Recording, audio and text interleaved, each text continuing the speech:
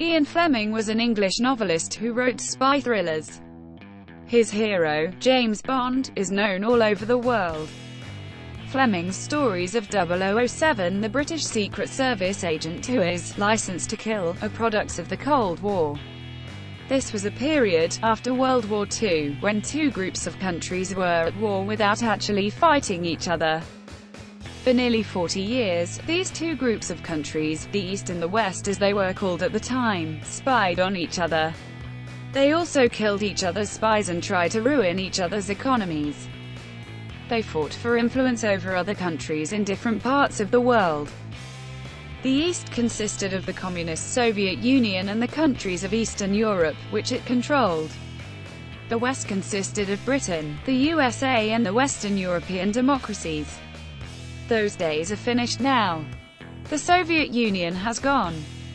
Communism in Europe has vanished. Countries which were enemies then are now friends. Ian Fleming's spy novels are about the Cold War because he lived during that period and he died before it ended. He wrote only 13 Bond novels and a few short stories, but the character of James Bond has been continued by other writers and by filmmakers. They have invented new enemies for Bond and the British Secret Service. Years pass but Bond hardly gets any older. He seems indestructible. He will never really retire or die.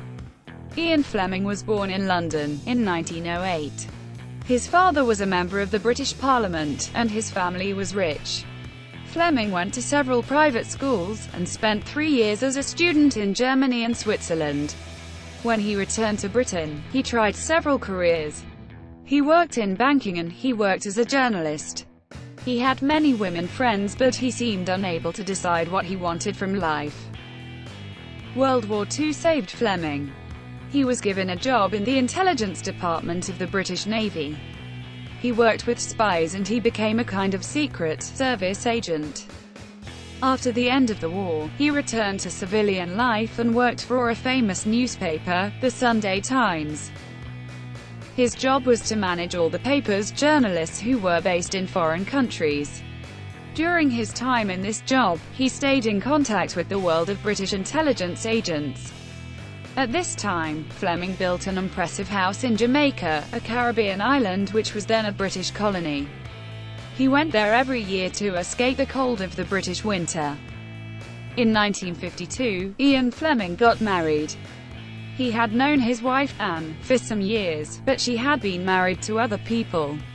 In 1948, she had a child whose father was Fleming, but the child died when it was only a few hours old.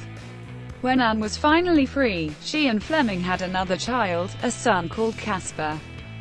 As soon as he was married, Ian Fleming started to write novels. He decided to write about intelligence agents and their world because that was what he knew about. His first novel, in which he introduced his hero, James Bond, was Casino Royale, published in 1953. Live and Let Die followed soon after. After this, he wrote a new Bond novel each year.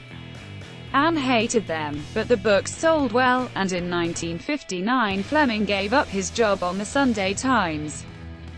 After that he spent more of the time in Jamaica. Fleming's health had always been poor, and he smoked and drank far too much. When he died, on August 11, 1964, he was only 56. 2 years before Fleming died, the first James Bond film was produced. This was Dr. No, and it starred Sean Connery. Soon James Bond became a kind of industry. Other writers wrote Bond novels to add to Fleming's list, and films were made of these novels as well as Fleming's. Screenwriters produced new Bond film scripts. Bond, forever middle-aged, has escaped from his creator and now has a life of his own. To stay up to date with our latest videos and more short biographies, please make sure to hit on the subscribe button below. And until next time, have a great day.